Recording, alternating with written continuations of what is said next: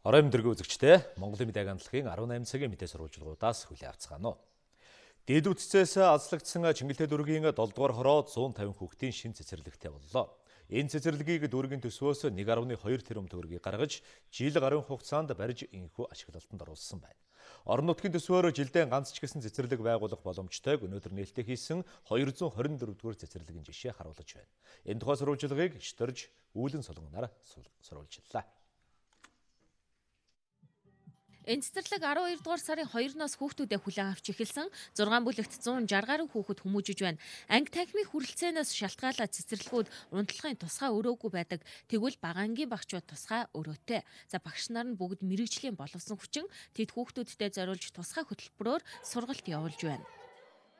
180% нь ерөөсө цэцэрлэгт явж байгаагүй хүүхдүүд юм бэлээ. Тэгээд би тэгэхэд одоо ерөнхийдөө бол яг үйл ажиллагаа бол тасан цогцох үйл ажиллагаагаар явуулж байгаа. Одоо жишээ нь ангид орж ирээд өглөө үйл ажиллагаа явуулахдаа гараа яаж байгаа хөө те өглөөний хүлэн авалтаас эхлээд орой дуус хүртэл би тэгэхэд тасан цогцох үйл ажиллагаагаар явуулж байна. Өдрийн унтлагын цагаар хүүхд яаж хуцаа авах уу, яаж ороо хураах уу, өдөр яаж сууж хооллох уу гэх мэтчлэн би тэгэхэд үйл ажиллагаагаа явуулж байна. Цахилгаан худаг уснаас хол 7 дугаар хорооныхны хувьд өмнө нь ганц л цэцэрлэгтэй байсан. 2-5 насны мянгаад хүүхдийн ердөө 100-аад нь л хорооныхоо цэцэрлэгт хамрагддаг байлаа.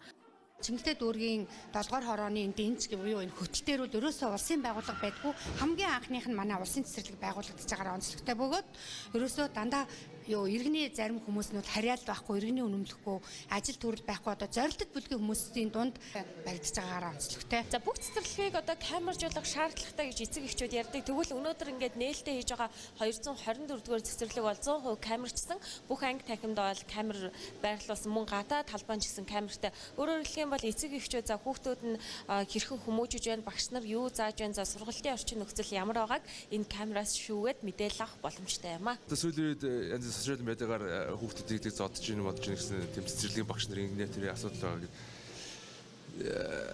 Тийм харгаж бас имиж л байсан л цэцэрлэг явуулахад бас их ч юм бол тэгээ энэ камертай орчин хараад бас баярлж байгаа. Цэцэрлэг олох айгүй хэцүү байсан бид чинь бүр яасан ш сая 2 настай цэцэрлэгт оруулахад цэцэрлэгээс хоцорчоод тэгээ сая ашгүй энд харин оруулаад амар агамчаад цэцэрлэгтэй.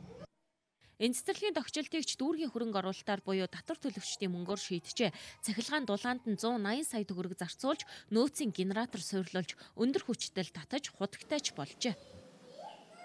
Цэцэрлэг анх удаага орон нутаг дүүргийн төсөв хөрөнгө оруулалтаар баригдж байгаараа онцлог. Ганц боловсролын яамны сайд дээр эхлэх асуудал гэхгүйгээр бүхэл талдаа бид эрвэхээр хичээж ажиллаж байгаа нэг том илэрхийллээ гэж бас ойлгож болно. 224 дугаар цэцэрлэг 150-аад хүүхэд хүлээн авах хүчин чадалтайж анги танхимынхаа нөөц боломжийг ашиглаад 300 хүүхэд хүлээн авахар төлөвлөсөн байна. За Чингэлтэй дүүрэг эх хонд орон нутгийн хөрөнгө оруулалтаар цэцэрлэгүүдийн анги танхимыг өргөтгөж 2-5 насны бүх хүүхэдтэй сургуулийн өмнөх боловсрол олгох юм байна.